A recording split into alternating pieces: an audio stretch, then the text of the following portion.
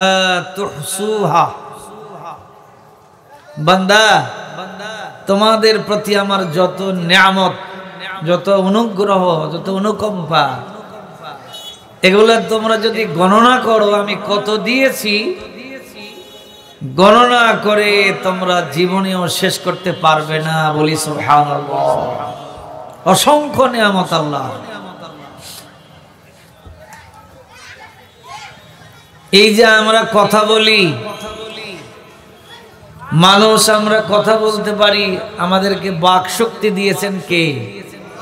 আল্লাহ। গরু, ছাগল, ভেড়া, ওট, দুম্বা, কত প্রাণী আছে, সব কি কথা বলতে পারে? পারে না। এটা কার নিয়ামত? আল্লাহর। পা দ্বারা আমরা হাঁটি, চলার সময় আমরা অনেকেই অনেক রকমের স্যান্ডেল, জুতা এগুলো আমরা ব্যবহার করি। কারো জীবনে কি স্যান্ডেল আর জুতা সংখ্যা একটা আর দুটা? বলেন তো।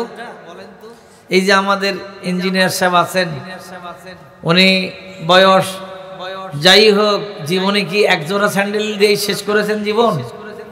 কত জোড়া পড়েছেন গণনায় শেষ করতে পারবেন? 10 জোড়া যদি বলি শেষ হবে? হ্যাঁ, কত স্যান্ডেল? তো 10টা স্যান্ডেল কেন বললেন 10 জোড়া? একটা স্যান্ডেল যদি 1 বছর পরা যায়, 1 বছর পরে ওই স্যান্ডেল ক্ষয় যায়, ওইটার ব্যবহারের উপযুক্ত থাকে না, অনুপযুক্ত হয়ে যায়। এই জন্য স্যান্ডেল পাল্টাতে হয়। কেউ ইচ্ছা করে কি স্যান্ডেল কিনে এনেই ফেলে দিয়ে আর একটা পরে? নষ্ট হয়ে যায়। আমি আপনি পায়ে স্যান্ডেল পরি, জুতা পরি, স্যান্ডেল নষ্ট হয়ে যায়। বলুন তো দেখি, আমার আপনার পা কি 50 বছর চলতেছে, হাঁটতেছি আমরা, আমাদের পা কি কোনোদিন ক্ষয়ে গেছে? ক্ষয়ে গেছে? পা যদি ক্ষয় যেত স্যান্ডেলের মতো, পাই তো আমাদের থাকতো না, হাঁটুর কাছে এসে ঠেকতো, তাহলে তো চলাফেরাই থাকতো না। মহান মাহবুব বলেন, বান্দারে আমি দিন তুই বানাইছি, রাত বানাইছি, উদ্দেশ্য হলো দিনের বেলা তোমরা তোমাদের জীবিকা উপার্জন করবে, আর রাতের বেলা তোমরা আরাম আয়েশ করবে। এই জন্য ঘুমানোর জন্য আমি রাত বানালাম। বান্দা যখন রাতের বেলা ঘুমাই, মানুষের শরীরে সামান্যতম যদি কিছু একটু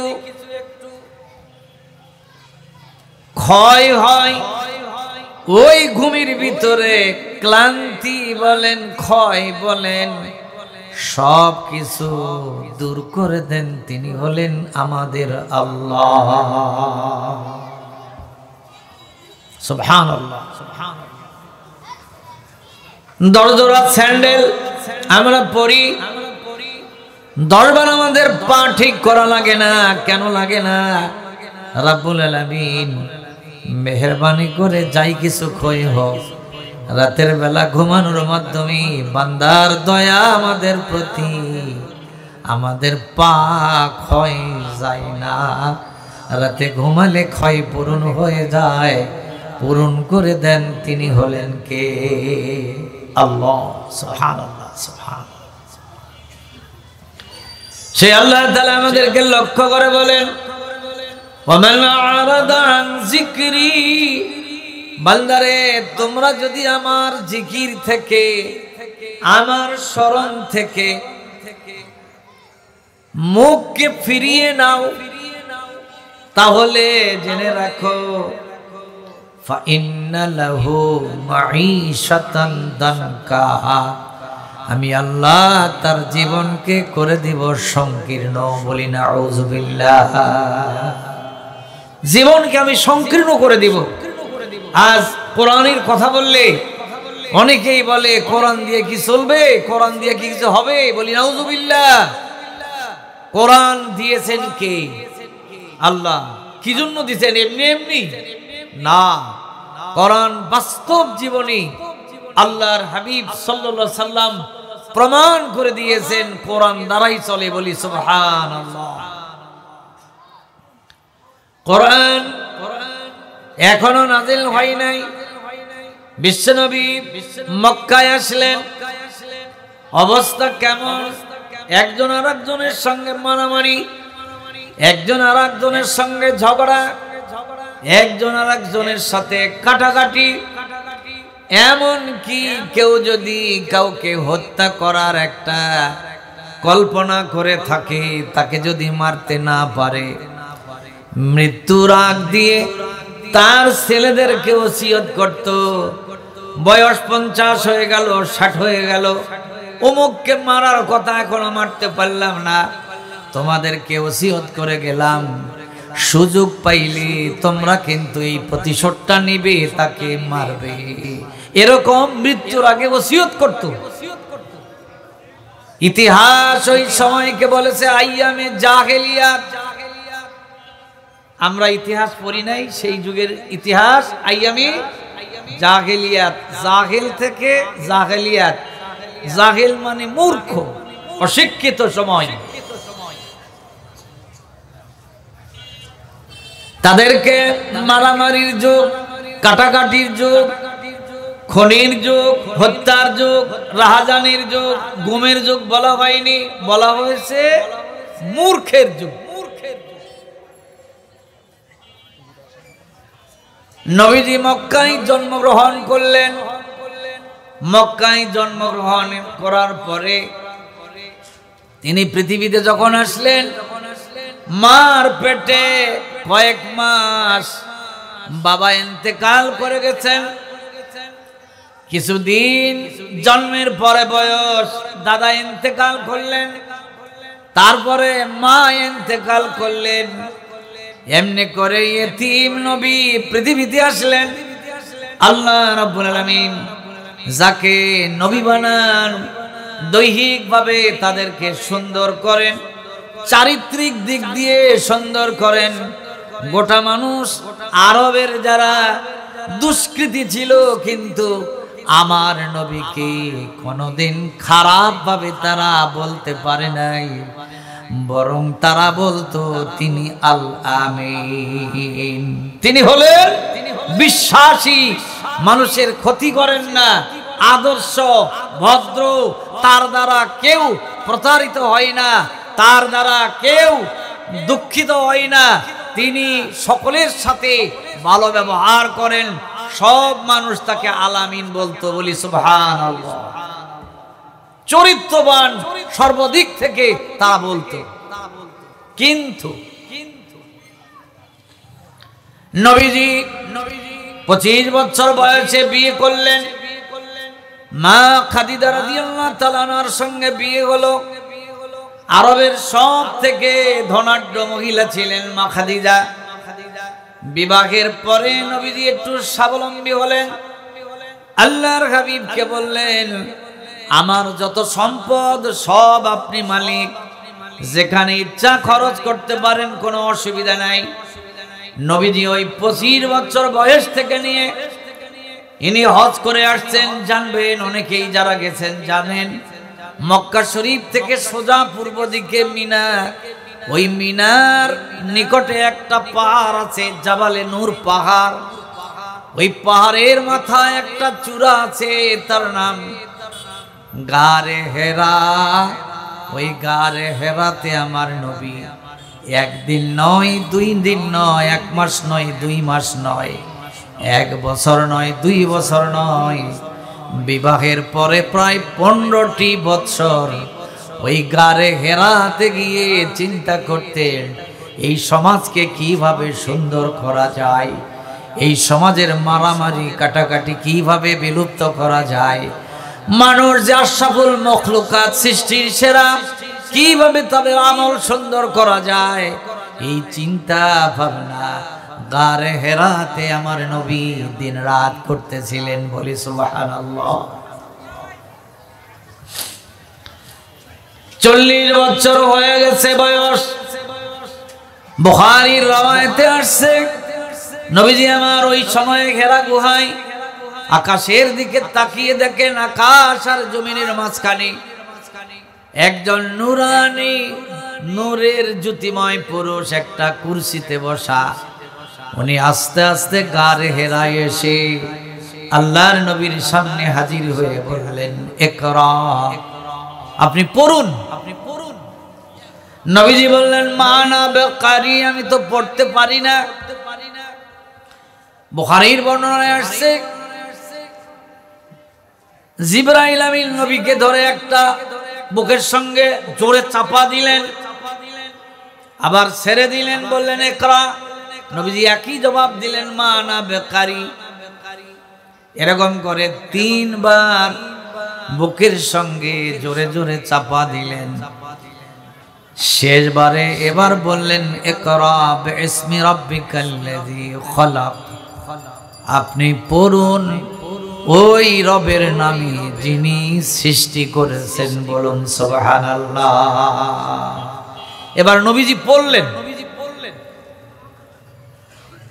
ইতকান নামক একটা কিতাব আছে, আল্লামা জালালউদ্দিন সুয়ুতির লেখা। তো উনি ওই কিতাবে লিখছেন যে জিবরাইল আমিন একটা রেশমি চাদরে ওইটা লিখে নবীজিকে দিয়েছিলেন। আল্লাহর হাবিব ওইটা নিয়ে ঘরে আসলেন, এসে খাদিজাকে লক্ষ্য করে বললেন, তোমরা আমাকে চাদর দিয়ে ঢেকে দাও, ইন্নী খাশিতু আলা নাফসি, আমি আমার জানের উপরে ভয় পাচ্ছি, হয়তোবা আমাকে মেরে ফেলবে, যে জোরে চাপা দিয়েছে আমার বাঁচার কথা নয়। আমাদের আহলিয়ারা হলে, পরিবার লোকেরা হলে হয়তো বলতো, তুমি ওখানে মরতে গেছো কেন, কে বলছে ওখানে যাইতে, এটা বলতো। কিন্তু খাদিজা রাদিয়াল্লাহু তা বলেননি। উনি বলছেন, কাল্লা ওয়াল্লাহ, কখনোই না, আল্লাহর শপথ, আপনার ক্ষতি হবে এইটা আল্লাহ কোনোদিন চাইবেন না। কেউ আপনার ক্ষতি করতে পারবে না। কারণ কি, আপনি মানুষের উপকার করেন, আপনি দরিদ্রদেরকে সহযোগিতা করেন, আপনি যারা বহন করতে পারে না কিছু তাদের বোঝা আপনি বহন করে দেন, আপনি আত্মীয়তার সম্পর্ক ঠিক পালন করেন, অতএব আপনার ক্ষতি কোনোদিন হতে পারে না। বলি সুবহানাল্লাহ। ভবিষ্যতের যিনি হবেন রাসূল, যিনি হবেন আরবের সবথেকে বড় নেতা, নেতৃত্ব যিনি দিবেন, তিনি সমাজের হবেন যিনি সংস্কারক। তার কাজ হলো মানুষের ক্ষতি করা নয়, মানুষের উপকার করা। আর আমরা অনেক নেতার জীবনী জানি যে তারা মানুষের ক্ষতি কিভাবে করা লাগে এইটাই জানি, উপকার করতে জানে না। তাহলে কি সে নবীর উম্মত হলো? সে প্রকৃত মুসলমান হতে পারলো? হলো না।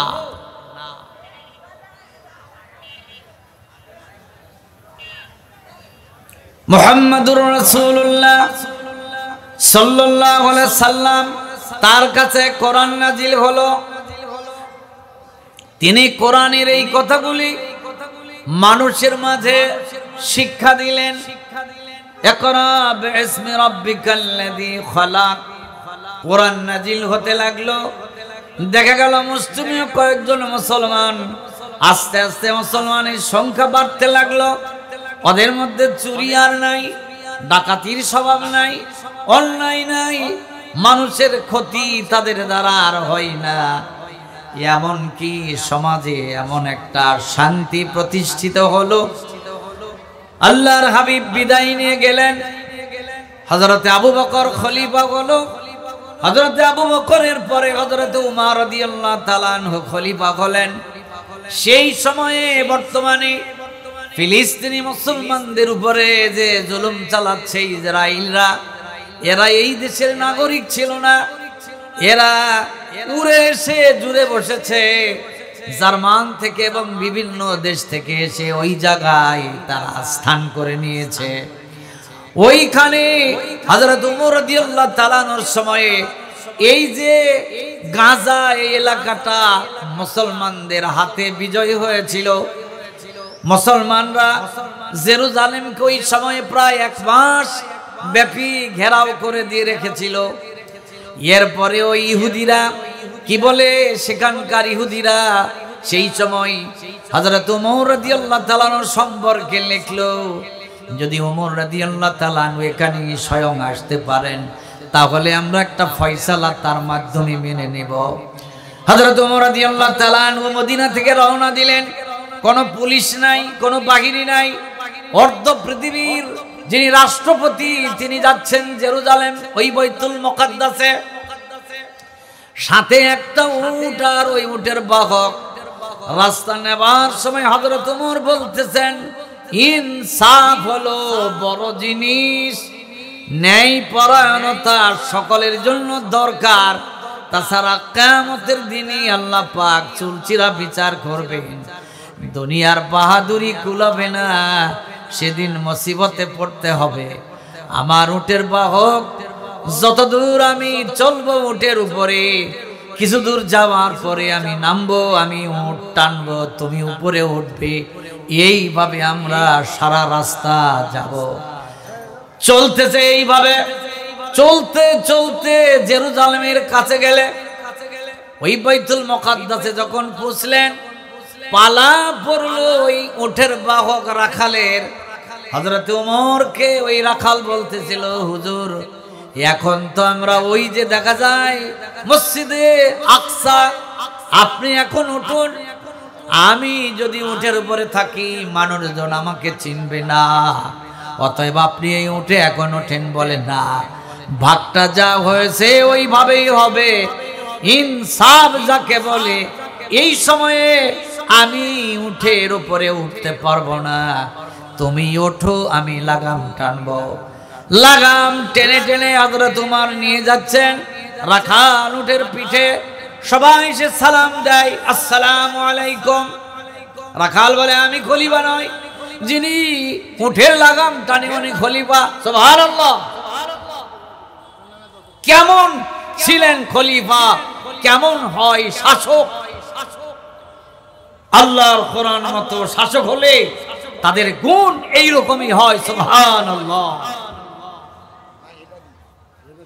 হযরত ওমর রাদিয়াল্লাহু তাআলা আনহু পৌঁছে গেলেন সেখানে। পৌঁছার পরে ওরা বলল যে আমাদের তৌরাত কিতাবে আছে দ্বিতীয় খলিফা যিনি হবেন আল্লাহর নবীর পরে, এইরকম তার উটের যিনি বাহক তিনি উঠে থাকবেন, আর তিনি উট টেনে নিয়ে আসবেন দড়ি ধরে, তার গায়ে তালি দেওয়া জামা থাকবে। হাজারো চেষ্টা করলে আমরা পারবো না তার সততার কারণে, অতএব আমরা যুদ্ধ আর নয়, জেরুজালেম আপনাদের দখলে দিয়ে দিলাম। সুবহানাল্লাহ। এ ছিল ইসলামের এই নীতি নিয়ম। অথচ আমাদের দেশে আল্লাহর কোরআনের কথা বলা হলে বলা হয় এই দ্বারা চলে না। নাউজুবিল্লাহ বলি। আল্লাহর কোরআন দ্বারাই চলতে পারে, আল্লাহর কোরআন দ্বারাই আমাদের ইজ্জত হতে পারে, আমাদের দেশের সব কিছু মর্যাদা আল্লাহ তাআলা বেড়ে দিতে পারেন কোরআনের কারণে বলি। সুবহানাল্লাহ। ছোট্ট একটা ঘটনা আপনাদেরকে বলি। এক জঙ্গলে ছিল একটা বাঘ। কথা তো বোঝা যায়? জঙ্গলে ছিল একটা বাঘ। হঠাৎ করে বাঘ একদিন যে এলাকায় শিয়াল থাকে সে এলাকায় আসছে। এসে বলছে, আসলেই শিয়াল হুক্কি হওয়া করতে লাগছে। তো বাঘ বলছে, রে শোনো শোনো, আমার একটা কথা শোনো। বলছে, কি মামা? বলছে যে আমি আজ কয়েকদিন থেকে ভালো খাবার পাই নাই, কোনো শিকারও পাই নাই, তো তোমাদের এখানে আসলাম, দেখো যদি ভালো একটা শিকার তোমরা আমার জন্য করে এনে দিতে পারো তাহলে আমার একটু ভালো খাওয়া হবে। শিয়ালের যিনি আবার ছিল প্রধান, সে বলল, মামা আপনি অপেক্ষা করেন, আমি কয়েকদিন আমাদের পাশে মাঠে একটা গাধা, খুব ভালো গাধা, বড় বাঁধা দেখতাম, দেখি গিয়া থেকে। হ্যাঁ, ওই দিন ওই গাধাটা দড়ি দ্বারা বাঁধা আছে। দড়ি দ্বারা বাঁধা মানে মালিকের দড়ি এক প্রান্ত তার গলায় আর এক প্রান্ত খুঁটাই জমিনে পোঁতা। শিয়াল গিয়ে সালাম দিচ্ছে আগে, আসসালামু আলাইকুম। গাধা বলছে, কে রে, কিসের সালাম? বলে, রে তোকে আদর করে সালাম দিচ্ছি, তোর উপরে আমি খুব দয়াদ্র, তোর উপরে আমি দয়া দেখাতে চাই। কি দয়া? কই এখানে তো সামান্য একটা দড়ির দ্বারা বাঁধা, ঘাসও নাই ভালো, আমাদের জঙ্গলে অত কত ভালো ঘাস খাবার, সেগুলি যদি খেতে চাস তাহলে আমি নিয়ে যেয়ে খাওয়াবো। বলছে রে ভাই, আমার মালিকের দড়ি আমার গলায় লাগান, খুঁটার মধ্যে পোতা, আমার তো খোলারও বুদ্ধি নাই, এই গলার থেকে ওই খুঁটা তোলারও বুদ্ধি নাই, কেমনি যাওয়া? বলছে তোলা খোলা সব আমার দায়িত্ব, তোর মন চাই কিনা? বলে হ্যাঁ আমার মন চাই। ওই খুঁটা না তুলে ওই দড়িতে এক কামড় দিয়েছে, কারণ বকরির হাড্ডির মধ্যে বকরির হাড্ডি একেবারে চূর্ণ বিচূর্ণ বানায় দেয়, আর দড়ি তো কামড় দিলে কেটে গেছে। বলছে দড়ি? বলে তো নাই। চল, বা শিয়াল ওই গাধাকে আগে দিছে, দিয়ে এবার পিছে পিছে যাচ্ছে, চল চল। বাঘ বিশাল গাধা দেখতে পেয়ে খালি মুছে তা দিচ্ছে, দিতে দিতে হাত দশেক কাছে আসলে দিছে এক লাভ। বেটা পড়বি তো গাধার কাছে পর, ওই গাধার থেকে আরো বিশাল দূরে গেছে লাভ দিয়া। মাটি ছিল শক্ত, একটু দ্রাম করে পড়েছে, তাকে আঘাত লেগেছে। 10 মিনিট সামলাতেই গাধা মনে করলো কি ঘাস আমাকে খাওয়াবে, আমার জীবনই তো খতম। এই বলে এক দৌড়ে মাঠ পার হয়ে মালিকের বাড়ি গিয়ে হাজির। 10 মিনিটের মধ্যে বাঘ নিজেকে সামলিয়ে বলছে শিয়াল মামা। বলছে কে রে? শিকার। বলছে মামা শিকার? আমি তো মনে করছি যে আপনার জানাজা দরকার, আপনি মারা গেছেন, বেঁচে গেছেন যে এটাই ভালো। মামা আপনি কি ভুল করলেন, নিয়ে আসলাম, কাছে আসলে ধরেন, লাভ দিবেন, কাছে পড়বেন, তা আপনি একেবারে তার থেকেও বিশাল দূরে গিয়ে পড়েছেন। আর এই গাধা কি থাকে? গাধা তো পালিয়ে চলে গেছে। বলে তাহলে আর একবার যা। বলছে মামা আজকে গেলে আমাকে বাঁচাবে না, তোমাকে হয়তো মেরে ফেলবে, আজকে যাওয়া হবে না, কালকে আবার এই সময় আসো। আগামীকাল ওই সময় হাজির। মাঠে গিয়ে দেখে হ্যাঁ খুঁটা তোলা নাই, দড়ি গিরে দিয়ে গলায় লাগাই দিছে। যা বলছে আসসালামু আলাইকুম। বলছে সালাম, তোর জান খতম করব, কালকে আমাকে তুই প্রায় মেরেই ফেলছিলি। বলছে আরে সাপের হলো লেখা আর বাঘের হলো দেখা। বাঘ দেখা হলে মানুষ মারা যায়, আর সাপের লেখা থাকলে কামড় দিলে মানুষ মরে। তো তুই কেমনি বাঁচলি? কই আমি কেমনি বাঁচলাম? লাভ দিল, আমি দৌড়ে পালাই গেলাম। আরে বোকা, দেখা হলে মানুষ বাঁচে না, তুই বাঁচার কথা। তো বলো লাভ যে দিল। বলছে যে আমার একটা বলতে ভুল হয়ে গেছে, এইটা আমাদের একটা কৃত্রিম বাঘ, এখানে লাভ ঝাপ জানে, কিচ্ছু জানে না, এটা বলতে ভুল হয়ে গেছে। তো তোকে আমি ঘাস খেতে নিয়ে গেলাম, আমাকে একটু বলবি যে লাভ দিচ্ছে, তাহলে আমি বলতাম লাভ দেখ, তুই ঘাস খা, অসুবিধা নাই। তাহলে কি করব? তা দড়ি খুলে দেয়। বলে হ্যাঁ চল। এবার আজকে নিয়ে গেছে। বাঘ নড়ে না সরে না, একেবারে বাঘের সামনে যখন হাজির, বাস অমনি করে গলাটা ধরে বলছে কালকে পালাইছিলি, আজকে একেবারে এক হামকি দিয়ে গলাতে একেবারে কামড় দিয়ে যা রক্ত ছিল সমস্ত রক্তও চুষে খেয়েছে। পেট একবারে বাঘের ভর্তি। পেট যখন ভর্তি হয়ে গেছে আর খাবার জায়গা নাই। বলছে রে শিয়াল, খুব কাজ করলি আমার জন্য, কিন্তু আর একটা কাজ দায়িত্ব দিব। বলে মামা কি দিবেন বলেন। বলছে এই গাধাটা আমি একটু মাটির নিচে খুঁড়ে রেখে যাচ্ছি, কাল হোক পরশু হোক বা 1 দিন পরে হোক আসবো, একটু আচারের মতো হবে, যেমন আমের আচার জামের আচার এরকম মানুষ বানায়, এরকম হবে, আমি তখন এসে খাবো। তো তুই একটু দেখাশোনা। বলে মামা বলেন কি, সব আমি আলবত দেখবো। বাস এইবার রেখে গভীর জঙ্গলে চলে গেছে। একদিন গেছে, শিয়াল মনে করলো শিকার তো আমি করলাম, ভিতরে একটু ঢুকে দেখি কি অবস্থা। ঢুকে দেখে বিশাল এক কলিজা, খেতে খেতে কলিজা সব সাপ, তারপরে মাথায় মগজ, খেতে খেতে সব মগজ শেষ। পরের দিন শরীরে অনেক মজা মজার তেল, সব খাওয়া শেষ। 2 দিন পরে বাঘ এসে হাজির। শিয়াল মামা দেখাশোনা। বলে ঠিক মতো। এবার বাঘের নিয়ম, প্রথমে কলিজা খাবে, বুক ফেরে দেখে কলিজা নাই, মগজ খাবে, মাথায় হাত দিয়ে দেখে মগজ নাই, ভিতরে কোনো তেল নাই, মজাদার খাওয়ার কিছু নাই। বলল শয়তান কোথাকার, আমার শিকার আর তোর খাওয়া, তোর গোষ্ঠী সাফ করব। শিয়াল বলে মামা গোষ্ঠী সাফ করেন, আমাকে সাফ করেন, আপত্তি নাই, শুধু 1 মিনিট সময় দেন আমার একটু কথা বলার। বলে বল। বলছে মামা এই গাধাটা প্রথম দিন আপনি আসলে আমি আনলাম, আপনার ভুল লাভ দেওয়া পালিয়ে চলে গেল। পরের দিন আবার এই গাধা আনলাম, আপনি বলেন যেই গাধাটা মরতে মরতে চলে গেল। 9টা বাজে না, বাজে 2 মিনিট আছে, 3 মিনিট। আচ্ছা ঠিক আছে, নিয়ে আসেন বক্তা, আমি শেষ করে দিচ্ছি।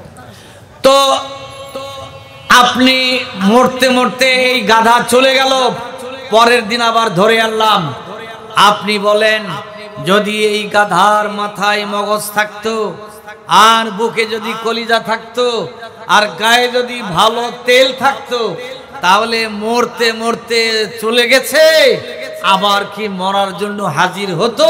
আপনি বুঝে সুঝে বলেন। বাঘ এবার বলে বাস্তব কথাই তো তাই, মাথার তো মগজ থাকলে দ্বিতীয়বার মরতে আসতো না, বুকে কলিজা থাকলেও আর দ্বিতীয়বার মরতে আসতো না। বাস্তবেই এটা মগজ শূন্য, এটা কলিজা শূন্য, তেল শূন্য। আসলে কি এই গাধা তাই? খাইলো কে? শিয়াল। বাইরে আমার আজ কিছু শিয়াল পণ্ডিত, নাম হয়তো বা মুসলমান, মুসলমানের নাম মুসলমান নয়, প্রকৃতপক্ষে নাম মার্কা মুসলমান। আরো আছে কিছু বিজাতীয় শিয়াল, ইহুদি নাসারাদের মধ্যে কিছু শিয়াল। মুসলমান হলো বাঘের জাতি, এই জাতির জন্য আল্লাহ কোরআন দিয়েছেন। এরা বুঝাচ্ছে এই কোরআনের মধ্যে কিছু নাই, না কলিজা আছে, না মগজ আছে, না তেল আছে। বাইরা আমার ওই বাঘ যেমন বুঝ নিয়েছিল, আমরাও যদি ওই বুঝটা নেই তাহলে কি সঠিক হবে? ও মুসলমান, এই কোরআনের মধ্যে আপনার মগজ আছে, ওই আপনার কলিজা আছে, মুসলমানের জন্য সব আছে। দুনিয়ার সব উন্নয়ন রাব্বুল আলামিন এই কোরআনের মধ্যে দান করেছেন, বলুন সুবহানাল্লাহ। এই কোরআন যদি আমরা শক্ত করে মজবুত করে ধরতে পারি, বিশ্বনবী বলেন ইন্নাল্লাযী ইয়াকরাউল কোরআন লাহু আজরুন। এই কোরআন শোনার জন্য আপনারা এসেছেন, মনোযোগ সহকারে যদি কোরআন শোনেন, কোরআন কি কিতাব, নবীজি বলেন যিনি কোরআন পাঠ করবেন তার একটা সওয়াব হবে, আর মনোযোগ সহকারে যিনি কোরআন শুনবেন তার আমল নামায় 2টা নেকি লেখা হবে। সুবহানাল্লাহ, জোরে বলবেন না? এ কোরআনের সংস্পর্শে গেলে মানুষের জ্ঞান বিবেক আল্লাহ তাআলা বাড়ায় দিবেন, বলুন সুবহানাল্লাহ। এই ওয়াদা কার? আল্লাহ। হযরত আলী রাদিয়াল্লাহু তাআলা আনহু, উনি ছিলেন বড় বিচারক। আল্লাহর হাবিব বলেন আলী ও আকজা, আলী হলেন বড় বিচারক। সুবহানাল্লাহ। বিচার কিভাবে করতেন? ওনার কাছে একদিন এক বিচার আসছে, 2 জন বন্ধু বের হয়েছে, খাবার সাথে নিয়েছে রুটি, একজন 3টা একজন 5টা। কয়টা রুটি হলো বলেন না একটু? 8টা। 2 জন খেতে বসেছে, এমন সময় আর একজন ব্যক্তি এসে হাজির, একটা করে রুটি ছিঁড়েছে, 3 জন খেয়েছে, একটা ছিঁড়েছে, 3 জন খেয়েছে। 3 জন খাওয়ার পরে যিনি আগন্তুক লোক, উনি 8টা স্বর্ণ মুদ্রা দিয়ে দিছে, বলি সুবহানাল্লাহ। এই 8টা স্বর্ণ মুদ্রা 5 রুটিওয়ালা ভাগ করতেছে, ওর 5 রুটি, ওই 5টা নিয়েছে, আর যার 3টা রুটি তাকে 3টা দিয়েছে। 5 রুটিওয়ালা কয় ভাই খাইছি সমান সমান, আমরা 2 জন খাইলেও খাইতাম সমান সমান, রুটি আমাদের সমান, যদিও কম বেশি খাইতাম সমান সমান। 8টা স্বর্ণ মুদ্রা, তুমি 4টা আমি 4টা, ওই কয়টা আমার রুটি 5টা, 5টা নিব, তোর রুটি 3টা, তুই 3টা নে। 3 রুটিওয়ালা ভীষণ ক্ষিপ্ত, ওই ভাগ মানে না, বলছে শোন যদি না ভাগ মানিস এই জামানার যিনি বড় বিচারক খলিফা আলী, তার কাছে বিচার দেব। কই তোর বিচার যার কাছে দেওয়ার দে, রুটি আমার 5টা, স্বর্ণ মুদ্রা আমার 5টা, তোর 3টা, তোর 3টা, মানে না, চলে গেছে হযরতে আলী রাদিয়াল্লাহু তাআলা আনহুর কাছে। কিতাবে লেখে হযরতে আলী রাদিয়াল্লাহু তাআলা আনহু বলছেন, বিচার করলো কে? কই 5 রুটিওয়ালা। বলছে শোন, এই 3 রুটিওয়ালা যা বিচার করেছে, আনসানি বিচার দরকার নেই, তোরা একটা আপোষ করে নে, ওই যা হচ্ছে তাই হোক। বলছে হুজুর বলেন কি? ইনসাফ নিব, ইনসাফ নিতে এসেছি, ওগুলা মানি না। হযরতে আলী রাদিয়াল্লাহু তাআলা বলেন ইনসাফ নিবে? বলে হ্যাঁ। এই 5 রুটিওয়ালা তুই 60টা নে স্বর্ণ মুদ্রা, আর ওকে একটা দে। বোঝেন নাই কথা? কয়টা? 5 রুটিওয়ালার 7 আর 1 রুটিওয়ালার 1, এটা বলে ইনসাফ। এত হাউমাউ কান্না। হযরতে আলী রাদিয়াল্লাহু তাআলা বলেন ইনসাফ নিবে, আমি তো ইনসাফ করে দিয়েছি। আমরাও হয়তো অনেক সময় গোলক ধাঁধার মধ্যে পড়বো, এটা কেমন করে ইনসাফ হলো। দেখেন, কোরআন মানলে, কোরআন বুঝলে, কোরআনে ঢুকলে আল্লাহ তাআলা জেহেনের মধ্যে কি জ্ঞান দেয়, সুবহানাল্লাহ, আলহামদুলিল্লাহ। এরকম হযরতে আমাদের ইমামে আজমের অনেক ঘটনা আছে, আলহামদুলিল্লাহ বলি।